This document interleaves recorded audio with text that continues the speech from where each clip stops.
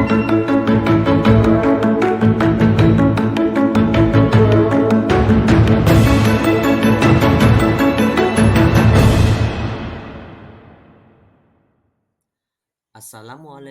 warahmatullahi wabarakatuh. Salam guru penggerak. Video ini berisi tentang aksi nyata dalam mewujudkan budaya positif di sekolah melalui kesepakatan dan keyakinan kelas.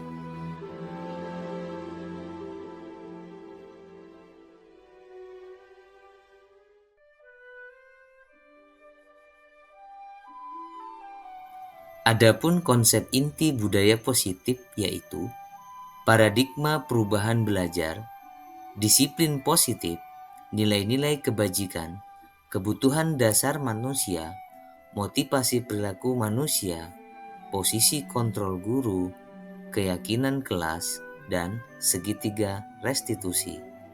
Yang pertama, pembelajaran dengan paradigma baru. Pembelajaran dengan paradigma baru merupakan pembelajaran yang dirancang berdasarkan prinsip pembelajaran berdiferensiasi, sehingga para peserta didik belajar sesuai dengan kebutuhannya berdasarkan tahap perkembangannya untuk menuju profil pelajar Pancasila. Yang kedua, disiplin positif. Disiplin positif adalah pembiasaan-pembiasaan hal yang baik, mencakup sikap dan perilaku maupun tutur kata oleh seluruh warga sekolah, terutama bagi murid, agar dapat berkembang menjadi pribadi yang kritis, mandiri, dan bertanggung jawab. Sebagai pendidik, tujuan kita adalah menciptakan peserta didik yang memiliki sikap disiplin diri, sehingga perilaku mereka mengacu pada nilai-nilai kebajikan universal dan memiliki motivasi dalam diri menuju perubahan perilaku ke arah yang lebih baik. Yang ketiga, nilai-nilai kebajikan. Nilai-nilai kebajikan yang ingin dicapai oleh setiap anak Indonesia yang kita kenal dengan profil pelajar Pancasila. Jadi, bisa disimpulkan bahwa sebagian institusi atau organisasi saling memiliki nilai-nilai kebajikan yang sama, karena nilai-nilai tersebut bersifat universal dan lintas bahasa, suku bangsa, maupun agama, latar belakang. Adapun nilai-nilai kebajikan tersebut yaitu beriman, bertakwa kepada Tuhan Yang Maha Esa, dan berakhlak mulia, mandiri, bernalar kritis, berkebinekaan global, gotong royong, dan kreatif. Selanjutnya, kebutuhan dasar manusia. Kebutuhan dasar manusia merupakan sesuatu yang kita lakukan untuk mendapatkan apa yang kita inginkan. Seluruh tindakan yang kita lakukan memiliki tujuan. Semua usaha terbaik yang kita lakukan agar kebutuhan dasar kita terpenuhi dengan baik. Ada 5 kebutuhan dasar manusia, yaitu yang pertama, survival atau bertahan hidup. Yang kedua, love and belonging, kasih sayang dan kebersamaan. Yang ketiga, power self-worth, kekuasaan atau harga diri. Yang keempat, freedom, kebebasan. Yang kelima, fun and enjoyment, kesenangan dan kenikmatan. Yang kelima, motivasi perilaku manusia. Menurut Dian Gosen menyatakan ada 3 motivasi perilaku manusia, yaitu yang pertama, untuk menghindari ketidaknyamanan atau hukuman. Yang kedua, untuk mendapatkan imbalan atau penghargaan dari orang lain. Dan yang ketiga, untuk menjadi orang yang mereka inginkan dan menghargai diri sendiri dengan nilai-nilai yang mereka percaya. Yang keenam, posisi kontrol guru. Sebagai seorang guru, kita harus mempunyai posisi kontrol. Sebagai apa posisi kontrol kita? Sebagai penghukum, pembuat merasa bersalah, sebagai teman, sebagai pemantau, atau sebagai manajer. Yang ada 5 posisi kontrol yang harus dimiliki oleh seorang guru. Yang pertama, posisi penghukum. Seorang penghukum bisa menggunakan hukuman fisik maupun verbal. Orang-orang yang menjalankan posisi penghukum senantiasa mengatakan bahwa sekolah memerlukan sistem atau alat yang dapat lebih menekan murid-murid lebih dalam lagi. Yang kedua, pembuat merasa bersalah. Pada posisi ini, biasanya guru akan berusaha lebih lembut. Pembuat rasa bersalah akan menggunakan keheningan yang membuat orang lain merasa tidak nyaman, bersalah, atau rendah diri. Yang ketiga, posisi teman. Guru pada posisi ini tidak akan menyakiti murid, namun akan tetap berupaya mengontrol murid melalui persuasi. Posisi teman pada guru bisa negatif ataupun positif. Positif di sini berupa hubungan yang baik yang terjalin antara guru dan murid. Yang keempat, posisi pemantau. Memantau berarti mengawasi. Pada saat kita mengawasi, kita bertanggung jawab atas perilaku orang-orang yang kita awasi. Posisi pemantau berdasarkan pada peraturan-peraturan dan konsekuensi. Yang terakhir, posisi manajer. Manajer adalah posisi di mana guru berbuat sesuatu bersama dengan murid, mempersilahkan murid mempertanggungjawabkan perilakunya, mendukung murid agar dapat menemukan solusi atas permasalahannya sendiri. Selanjutnya yang ketujuh adalah keyakinan kelas. Keyakinan kelas merupakan kesepakatan kelas yang diyakini bersama guru dan murid dengan harapan dapat meningkatkan kedisiplinan murid. Keyakinan kelas berupa pernyataan universal, dibuat dalam bentuk positif dan bersifat abstrak. Keyakinan kelas hendaknya tidak terlalu banyak, sehingga dapat mudah diingat dan dipahami. Semua warga kelas ikut berkontribusi dalam pembuatan keyakinan kelas lewat kegiatan mengutarakan pendapat. Yang terakhir, yang kedelapan adalah segitiga restitusi.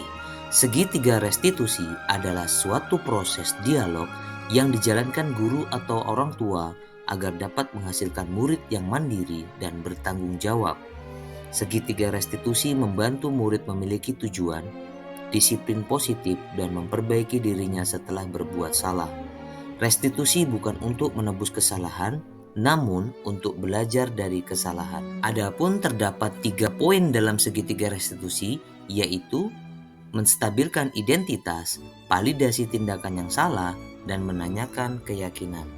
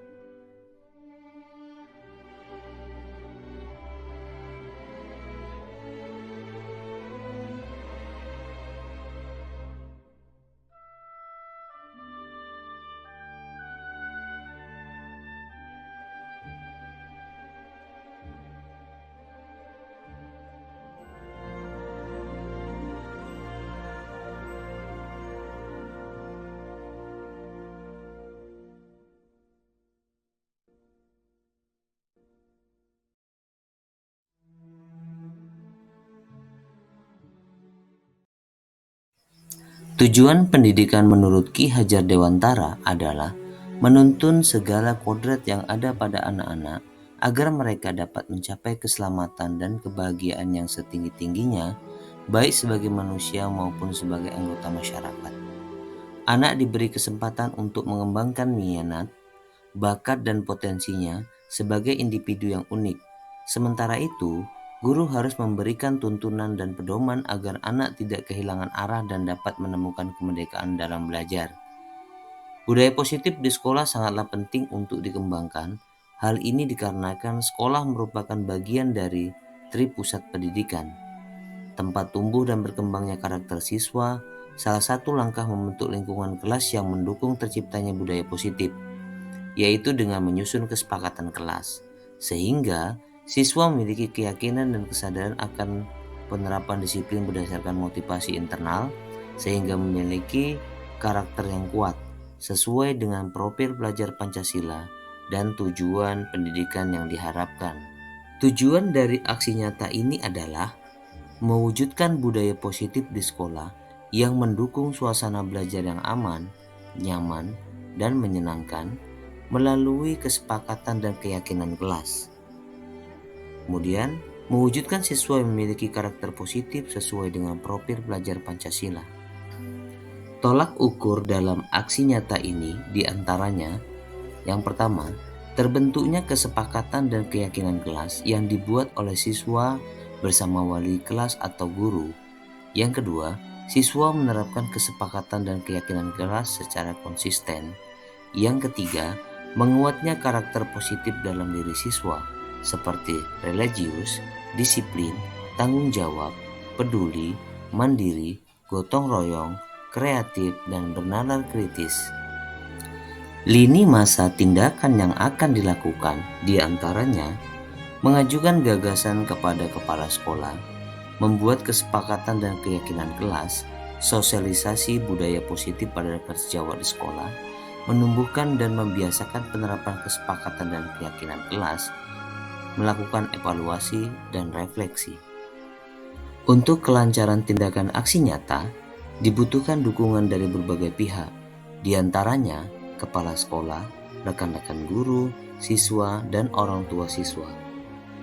Berikut ini adalah dokumentasi dari kegiatan aksi nyata modul 1.4.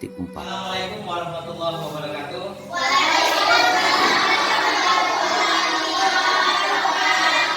Bagaimana kabar anak bapak semuanya? Ya, semua ya, baik ya. Oke, hari ini kita akan membuat kesepakatan dan keyakinan kelas. Ada yang tahu kesepakatan dan keyakinan kelas itu apa? Tidak? Oke, sedikit Bapak ingin menjelaskan tentang yang namanya keyakinan kelas. Kesepakatan atau keyakinan kelas itu mirip-mirip seperti peraturan sekolah. Nah, kita sekolah punya aturan kan? Kita punya peraturan di sekolah kan? Ada yang tahu nggak? Satu aja atau dua boleh. Peraturan sekolah apa aja yang nggak boleh dilanggar? Kalau yang laki-laki rambut nggak boleh panjang, itu ada di tempel, dibaca lagi. Dan yang perempuan tidak boleh memakai perhiasan berlebihan, nggak boleh. Kalau pergi ke sekolah dan tidak boleh membawa handphone, ya kan? Jadi keyakinan kelas itu mirip-mirip kayak peraturan. Jadi kita mau buat sebuah peraturan atau yang namanya keyakinan kelas. Kenapa dibuatnya yang namanya keyakinan kelas? Karena keyakinan ini dibuat harus timbul dari diri kalian masing-masing, dari dalam diri, sehingga bisa dijalankan, bukan cuma nanti kita buat, kita tempel, enggak. Jadi keyakinan kelas itu misalnya apalah kira-kira yang mau kita buat keyakinan di dalam kelas kita. Misal, Pak, kita buat sesama teman, ini contoh ya, nanti kalian buat misalnya sesama teman, kita harus saling menghargai. Itu salah satu contoh keyakinan kelas. Apalagi kira-kira? Saling menghormati semua dewan guru, semua dewan guru harus dihormati. Jangan cuman guru kelasnya aja. Misalnya ada guru bidang studi seperti guru olahraga, seperti guru pendidikan agama, juga kita harus hormati. Jadi seperti itulah keyakinan kelas atau kegiatan yang akan kita lakukan. Jadi nanti semua orang menuliskan apa yang mau kita buat untuk keyakinan kelas kita, dan nanti setelah itu kita buat lalu kita tempel di dinding. Jadi semuanya, oke, kita sekarang kita siap-siap.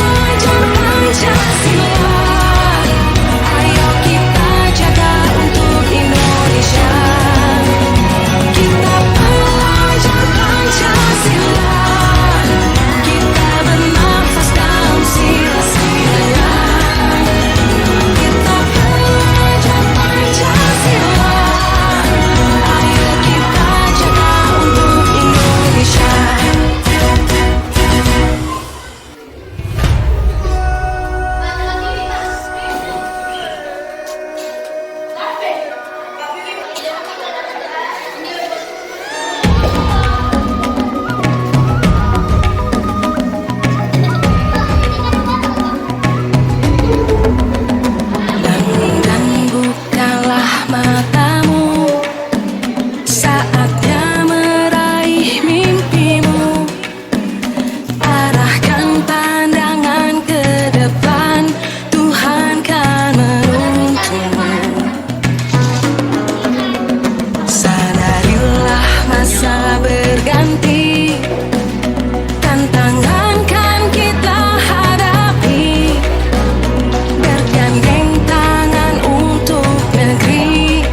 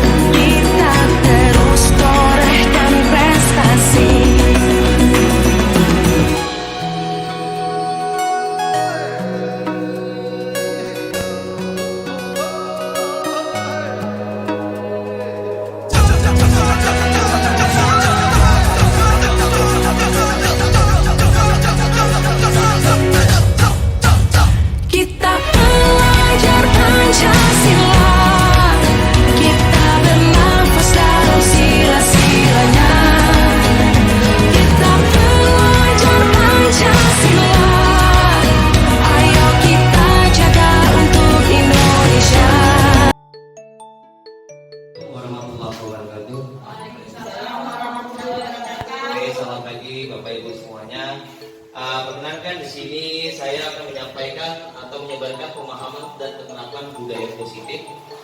Itu untuk memenuhi tugas dari modul 1.4 budaya positif yang saya sedang jalankan, yaitu dalam mengikuti program guru penggerak. Oke, untuk persingkat waktu kepada Bapak Ibu, yang mana hari ini saya akan menyebarkan pemahaman dan penerapan budaya positif di sekolah. Oke, sekarang budaya positif. Budaya positif merupakan perwujudan dari nilai-nilai atau keyakinan yang diterapkan sekolah. Budaya positif dapat mendorong murid untuk mampu berpikir, bertindak, dan bercinta sebagai proses memerdekakan dirinya, sehingga murid mampu bersikap mandiri dan bertanggung jawab. Konsep inti dari budaya positif terdiri dari beberapa bagian, Bu. Pak, yang pertama yaitu tentang perubahan paradigma belajar. Yang kedua, disiplin positif. Yang ketiga, kebutuhan dasar manusia. Yang keempat, motivasi perilaku manusia. Yang kelima, posisi kontrol guru. Yang keenam, keyakinan kelas. Dan yang ketujuh, segitiga restitusi.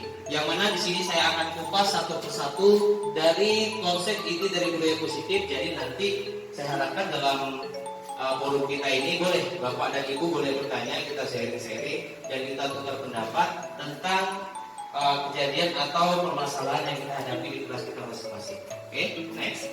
Untuk yang pertama adalah pembelajaran dengan paradigma baru. Di sini bisa kita lihat, ada yang tahu ini apa? Ada yang tahu ini apa? Ya. Ini adalah profil pelajar Pancasila yang mana kita harus membuat siswa-siswi kita untuk menuju ke profil pelajar Pancasila sesuai dengan filosofis Ki Hajar Dewantara, yaitu yang pertama kita mau siswa kita itu beriman bertakwa kepada Tuhan Yang Maha Esa dan berakhlak mulia, berkebinekaan global, gotong royong, kreatif, bernalar kritis dan mandiri. Jadi yang pertama untuk pembelajaran dengan paradigma baru, yaitu pembelajaran dengan paradigma baru merupakan pembelajaran yang dirancang berdasarkan prinsip pembelajaran berdiferensiasi. Dari Bapak dan Ibu ada yang tahu arti diferensiasi? Iya Ibu. Diferensiasi adalah konsep perubahan pada saat kita mengajari. Jadi perubahan dari modul yang mau kita ajarkan ke siswa itu berbeda-beda. Itu yang dikatakan dengan konsep berdiferensiasi. Jadi nggak monoton, hari ini A, besok lagi C, harus dia berubah. Jadi konsep berdiferensiasi ini adalah proses perubahan yang terjadi setiap harinya.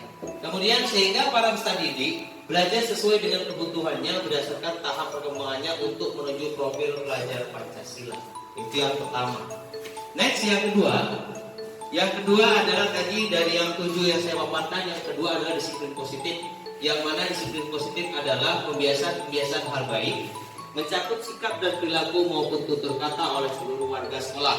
Jadi warga sekolah itu banyak ya Bu, dari mulai guru, kepala sekolah, murid, wali murid itu juga termasuk warga sekolah. Terutama untuk murid agar dapat berkembang menjadi pribadi yang kritis, mandiri dan bertanggung jawab. Itulah dari tujuan yang mau kita capai untuk profil pelajar Pancasila. Sebagai pendidik, tujuan kita adalah menciptakan peserta didik yang memiliki sikap disiplin diri sehingga perilaku mereka mengacu pada nilai-nilai kebijakan universal dan memiliki motivasi dalam diri menuju perubahan perilaku ke arah yang lebih baik. Jadi yang dikatakan dengan universal itu menyeluruh, bukan cuma di sini aja, tapi di semua di lingkungan sekitar mereka juga. Oke, next yang ketiga. Oke, yang ketiga inilah kebutuhan dasar manusia.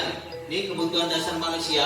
Kebutuhan dasar manusia merupakan suatu yang kita lakukan untuk mendapatkan apa yang kita inginkan. Seluruh tindakan yang kita lakukan memiliki tujuan. Semua usaha terbaik yang kita lakukan agar kebutuhan dasar kita terpenuhi dengan baik. Ada lima kebutuhan dasar manusia yang memang harus itu tidak bisa lepas dari kehidupan kita. Yang pertama itu adalah survival. Survival itu adalah kebutuhan bertahan hidup. Yang kedua, love and belonging. Love itu arti kasih sayang dan belonging itu adalah kebersamaan. Jadi sebagai manusia kita tuh nggak terlepas dari yang namanya love, cinta atau kasih sayang. Kemudian power atau self worth itu kekuasaan atau harga diri. Yang keempat, freedom. Freedom itu kebebasan. Makanya kita udah lepas dari penjajahan, berarti kita sudah bebas dari yang namanya tekanan. Kemudian yang keempat, fun and enjoyment. Fun atau enjoyment berarti kesenangan dan kenikmatan. Oke, sampai di sini Bapak Ibu ada yang mau ditanyakan? Oke, kita lanjutkan. Oke, ini dia kebutuhan dasar, pemaparan kebutuhan dasar manusia. Yang pertama, bertahan hidup. Bertahan hidup itu dari mulai makanan, pakaian, tempat tinggal, keamanan, dan kesehatan. Itu adalah konsep atau dasar yang kita butuhkan dalam bertahan hidup. Kita bisa bayangkan kalau manusia nggak makan atau nggak punya pakaian, balik ke zaman primitif ya. Kemudian yang kedua, kasih sayang dan rasa yang diterima. Rasa yang diterima diperdulikan berbagai kerjasama dan menjadi bagian dalam kelompok. Kemudian penguasaan, harga diri, keinginan untuk dianggap pemimpin, berprestasi, diakui dan didengar. Jadi kalau kita nggak punya kekuasaan, mungkin kita nggak akan didengar. Tapi kalau kita punya kekuasaan, kita akan didengar. Mungkin seperti itu konsepnya. Kemudian kebebasan. Kebebasan itu mandiri, memiliki pilihan, mencoba hal baru dan mampu mengendalikan arah dirinya. Kemudian kesenangan, bermain, humor, antusias dan tertawa. Jadi bisa kita bayangkan kalau kita tidak memiliki kebebasan, kita tidak akan bisa bermain humor seperti yang dirasakan saudara-saudara kita yang ada di Palestina. Mungkin karena mereka sekarang sedang dijajah dan tidak ada lagi kebebasan kepada mereka, sehingga mereka tidak bisa bermain humor, antusias dan tertawa seperti yang kita lakukan sekarang. Let's go, next. Kemudian motivasi perilaku manusia. Di sini ada sebuah ilmuwan mengatakan, menurut Diana Dosen menyatakan ada 3 motivasi perilaku manusia. Yang pertama, untuk menghindari ketidaknyamanan atau hukuman. Yang kedua, untuk mendapatkan imbalan atau penghargaan diri dari orang lain. Kemudian yang ketiga, untuk menjadi orang yang mereka inginkan dan menghargai diri sendiri dengan nilai yang mereka percaya. Jadi ini motivasi perilaku manusia, Bu. Ada 3 yang memotivasi perilaku dan tindakan manusia, yaitu pertama menghindari ketidaknyamanan atau hukuman, mendapatkan imbalan atau penghargaan dari orang lain, juga menjadi orang yang menginginkan menghargai dirinya sendiri dengan nilai-nilai yang mereka percaya. Oke, next, yang kelima. Oke, yang kelima adalah posisi kontrol seorang guru. Sebagai kita seorang guru, kita sebagai orang guru itu kita harus mempunyai 5 posisi kontrol. Yang mana 5 posisi kontrol yang pada harus kita punya pada guru itu, yang pertama penghukum, kemudian pembuat merasa bersalah, teman, pemantau, manajer. Oke, jadi kita akan kupas satu persatu. Yang mana penghukum ini adalah, sama-sama kita seorang guru pasti kita tahu, yang mana penghukum ini kita menghukum karakter anak. Jadi hukuman itu dapat membunuh karakter anak. Oke, kita lihat satu persatu ya. Oke, ini dia. Ada 5 posisi kontrol yang harus dimiliki seorang guru. Yang pertama, penghukum. Seorang penghukum bisa menggunakan hukum fisik maupun verbal. Fisik itu main tangan ya, yang boleh dicubit, pukul, cewek, itu fisik.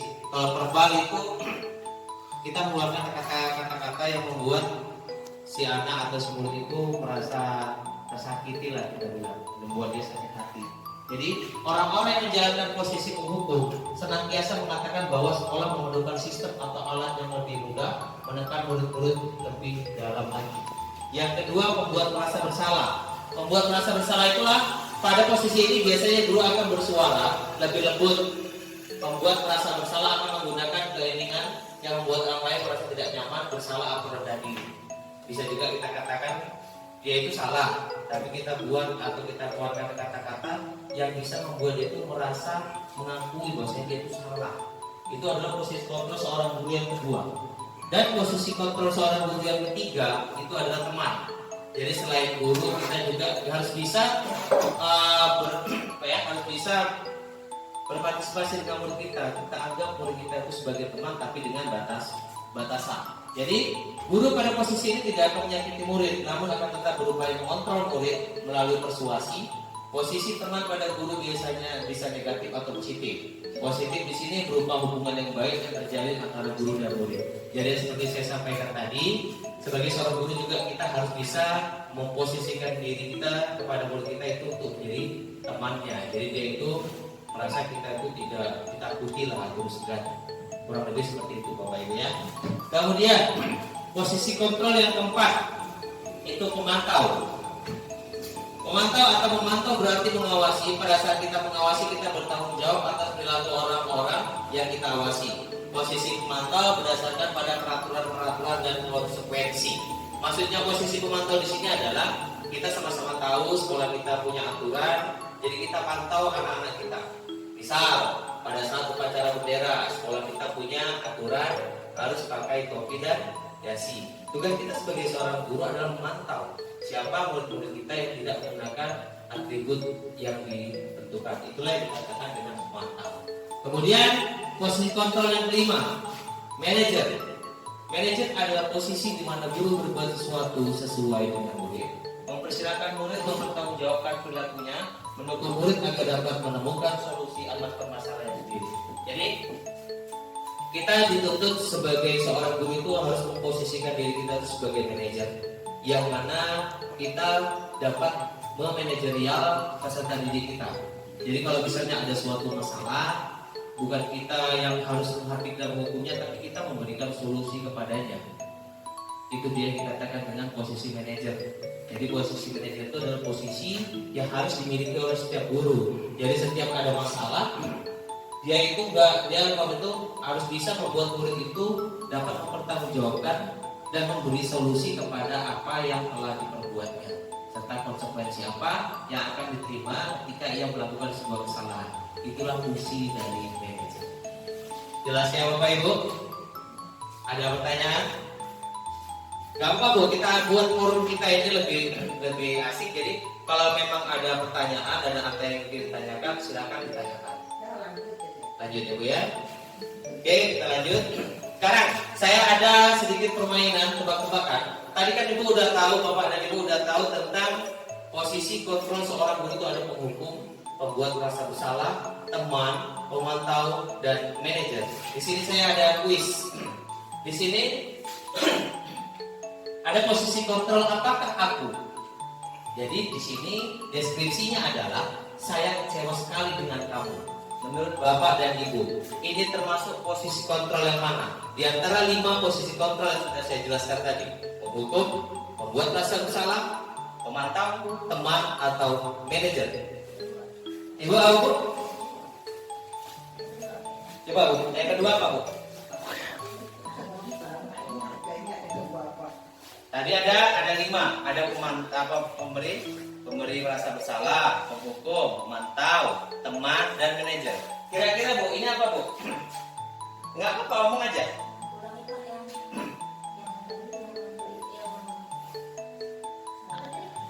Penghukum. Oh, saya ulang ya. Tadi seorang guru harus mempunyai 5 posisi kontrol.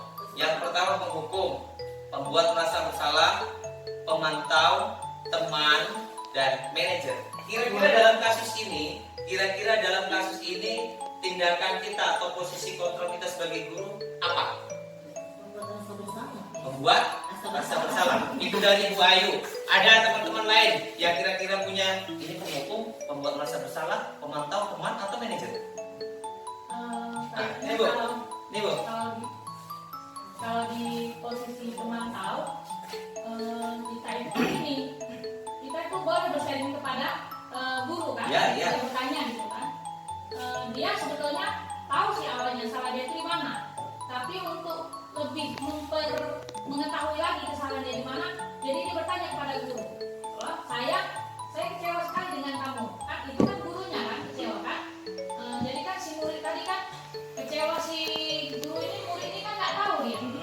Jadi dia lebih istilahnya ingin penjelasan lagi dari guru. Jadi guru itu akan lebih memperjelas lagi kepada murid. Oh, salah kamu ini di sini. Kesalahan kamu tentang ini. Ini yang harus kamu perbaiki. Mungkin jadi murid tadi lebih mengetahui, oh ini kesalahan saya berarti di sini. Jadi menurut Ibu dalam kasus ini posisi kontrol kita sebagai seorang guru siapa apa? Tadi dari Bu Ayu pembuat merasa bersalah. Kalau dari Ibu apa? Dari pemaparan yang Ibu paparkan Kalau tadi. yang ketiga tadi apa? Yang ketiga teman. Yang keempat pemantau. Pemantau. Dari Ibu pemantau. Pemantau gitulah. Sudah? Karena dia ingin mengetahui apalah kesalahan dia dari sikap dia tadi. Jadi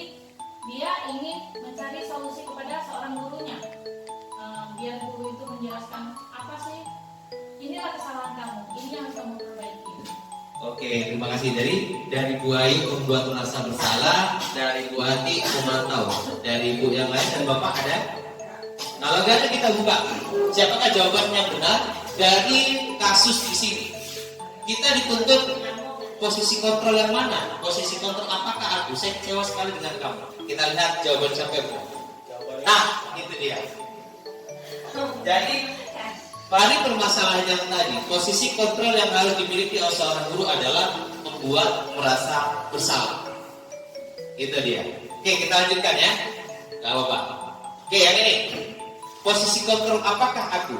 Kamu tidak benar melakukan sekarang keliling lapangan 3 kali. Ayo. Siapa yang tahu? Tunjuk tangan. Ayo. Memantau. Ibu, Bu Ayu memantau, Bu Ati memantau, Bu Fitri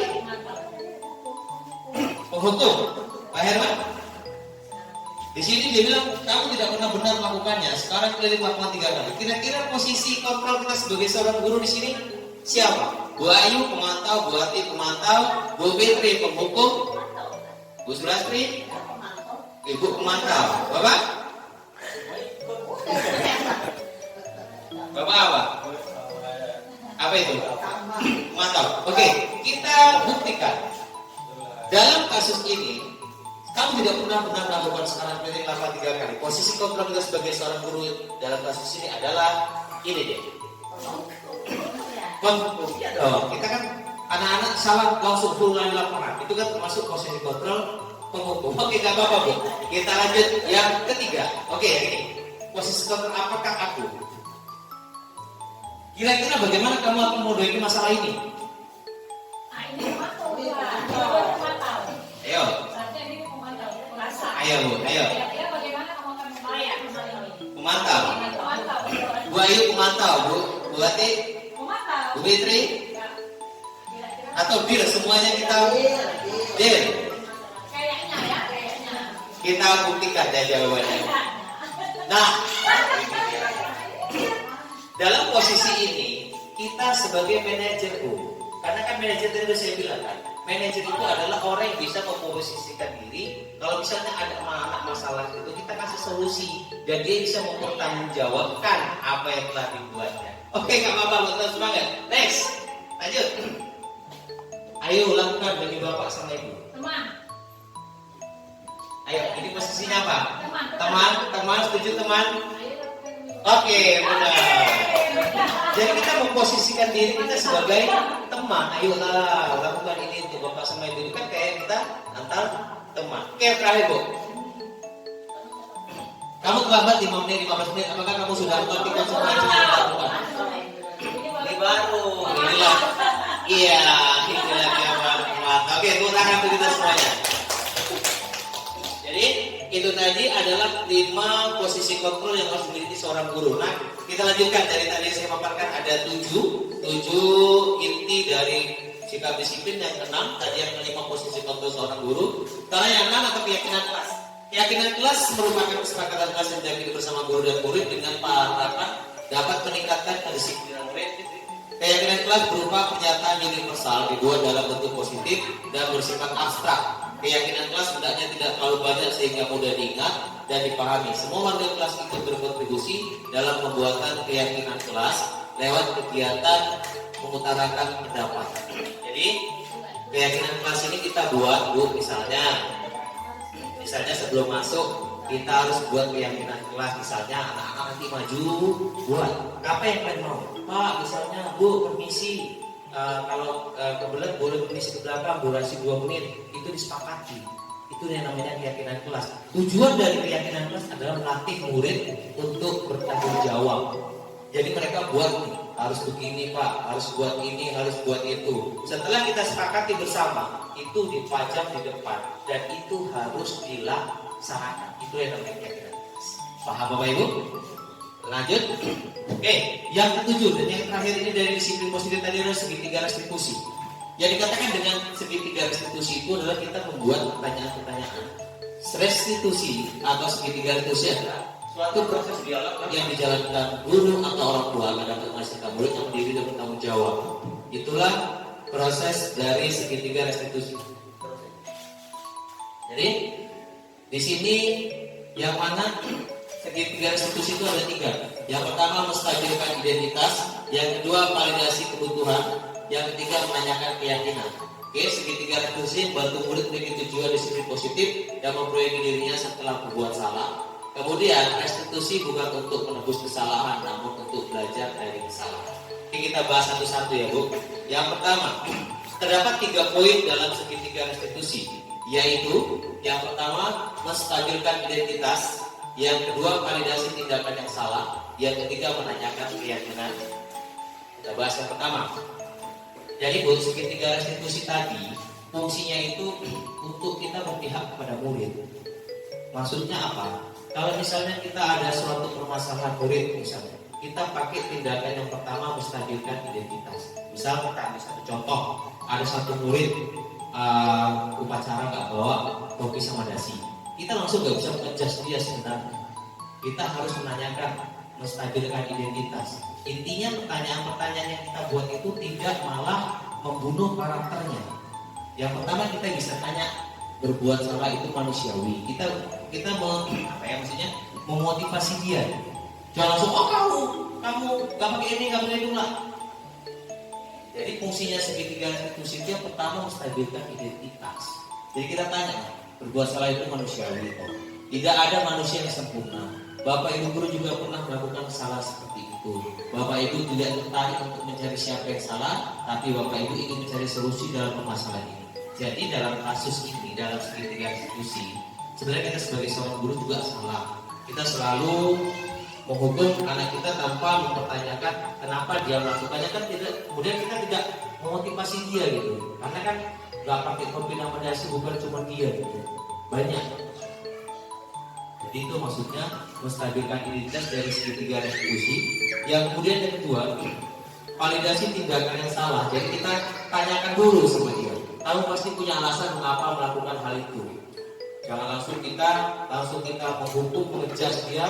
Kenapa nggak dibawa? Langsung kita marah-marah, itu tindakan yang salah sebenarnya. Kemudian yang kamu lakukan pasti ada sebabnya. Jadi kita tanya dulu, apa alasan dia nggak buat topi sama dasi? Pasti dia punya alasan. Kemudian kamu patut bangga pada dirimu sendiri karena kamu sudah melakukan sesuatu hal yang baik. Kita kasih motivasi. Jangan kita langsung omelin dia, jangan langsung kita marah-marahin dia. Itulah dari fungsi dari segitiga restitusi dalam filosofis pemikiran Buddha Dewata. Kemudian yang ketiga yang menanyakan keyakinan.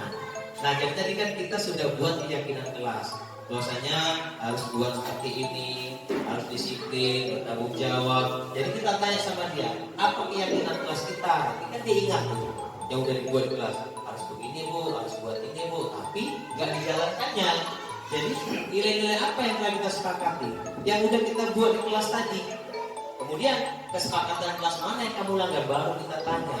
Kita udah buat kesepakatan harus mandiri, tanggung jawab, kenapa kamu langgar. Jadi di situ kamu jadi orang yang seperti apa. Jadi kita motivasi dia. Oke, paham kira-kira sampai di sini Bu? Tentang segitiga restitusi. Oke, insya Allah paham. Jadi Bapak Ibu terima kasih. Jadi dari yang sudah saya paparkan tentang disiplin positif yang harus kita terapkan di sekolah, kemudian posisi kontrol kita sebagai seorang guru, kemudian kita dituntut itu, guru sekarang tidak boleh menuntut kepada murid, tapi kita harus menuntut.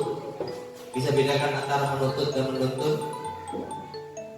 Jadi kita nggak boleh menuntut misalnya, kamu kok bodoh kali, harusnya begini. Dalam kurikulum Merdeka, kita tidak boleh menuntut siswa. Yang dibolehkan kita menuntut siswa. Nah, itu dia tadi Bu. Jadi sampai di sini, kira-kira Bapak Ibu ada yang unek-unek yang ingin disampaikan, atau ada penjelasan saya yang kurang dipahami, ada yang perlu kita perbaiki dalam pemaparan materi saya tentang budaya positif di sekolah kita.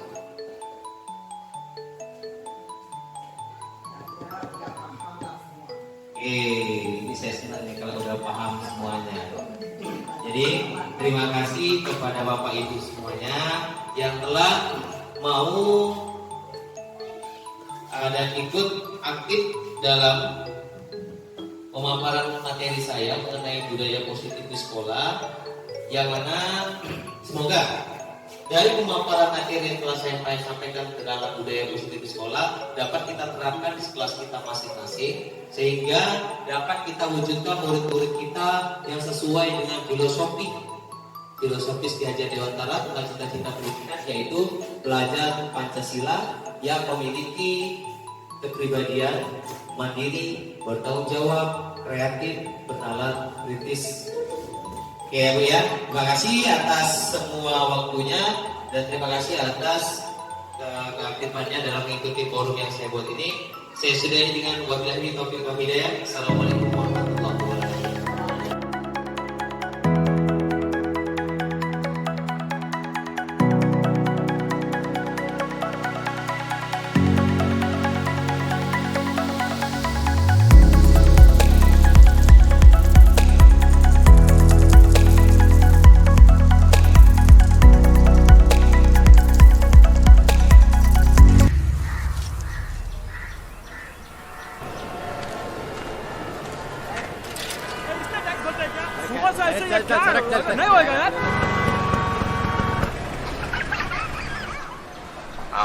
Sir आपके लिए उस पार कार का इंतजाम किया है sir. Sir आइए sir please. चल चल जाओ बोला क्या बात करता है, क्या ऊपर से जाएगा, क्या ऊपर से जा जा। गया main show. I hate this country. कुछ करो ना। अब मैं वहां जाके क्या उखाड़ लूंगा।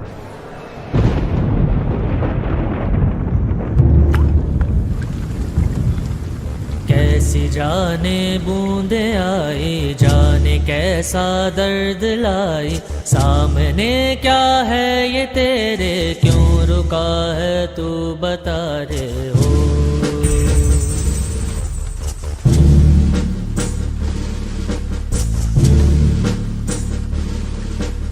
कौन तुझको पार लेगा, कौन होगा वो मसीहा, वो जिसे तू ढूंढता है वो ही है तू, तू वही है।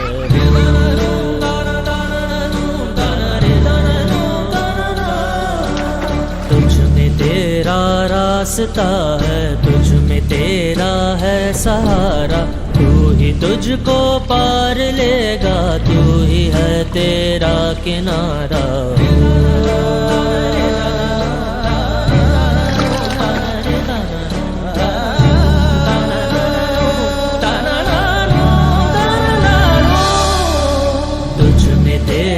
रास्ता है, तुझ में तेरा है सहारा, तू ही तुझको पार लेगा, तू ही है तेरा किनारा। जिसे ढूंढता है तू ही रे, तू ही रे, तू ही रे तेरा मसीहा हो।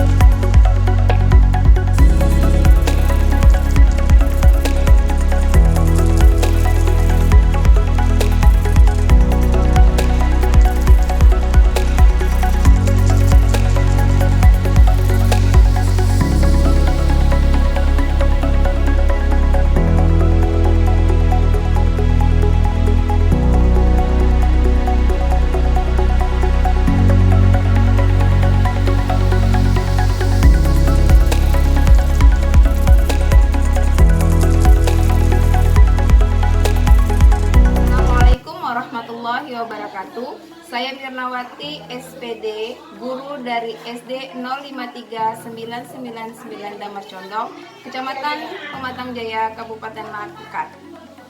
Budaya positif melalui keyakinan kelas yang telah disampaikan Pak Yudi tadi sangat memotivasi saya untuk menerapkan dan mengembangkannya di dalam kelas. Mungkin hanya ini saja yang bisa saya sampaikan. Assalamualaikum warahmatullahi wabarakatuh. Assalamualaikum warahmatullahi wabarakatuh. Saya Rosmiati, guru SD Negeri 05399 Damar Condong, Kecamatan Pematang Jaya. Budaya positif yang telah disampaikan oleh guru kita Pak Yudi memacu saya untuk menerapkannya di kelas dengan semangat. Ya. Wassalamualaikum warahmatullahi wabarakatuh.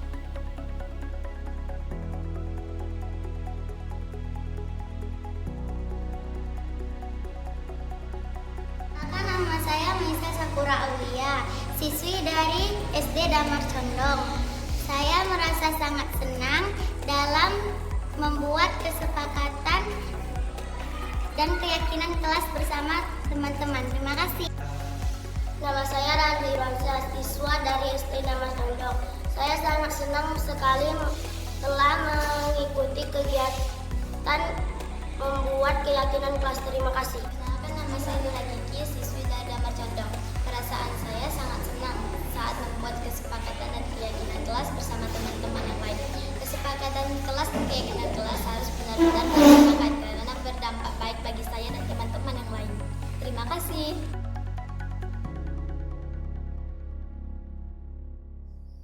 Pelaksanaan penyebaran pemahaman pada rekan sejawat dilakukan pada tanggal 27 Mei 2024 bertempat di SD Negeri 05399 Damar Condong, Kecamatan Pematang Jaya, Kabupaten Langkat.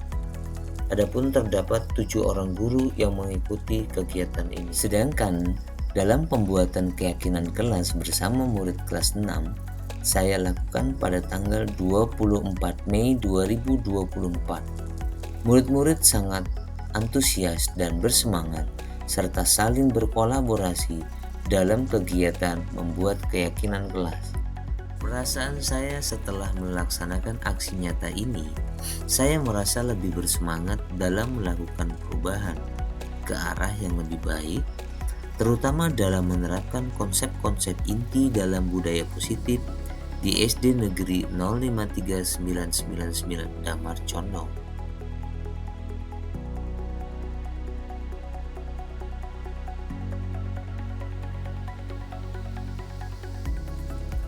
Adapun rencana perbaikan yang saya akan lakukan untuk kemajuan ke depan yang lebih baik, saya akan selalu melakukan evaluasi secara rutin, akan terus meningkatkan koordinasi dengan semua pihak di lingkungan sekolah, terus membenahi kekurangan-kekurangan yang ada pada diri saya, terus menggali dan meningkatkan pengetahuan tentang hal yang berkaitan dengan budaya positif, dan selalu menganalisis manfaat dari penerapan budaya positif tersebut terhadap murid dan lingkungan belajar. Terima kasih telah menonton video saya. Semoga bermanfaat. Salam guru penggerak. Wabillahi taufiq wal hidayah. Assalamualaikum warahmatullahi wabarakatuh.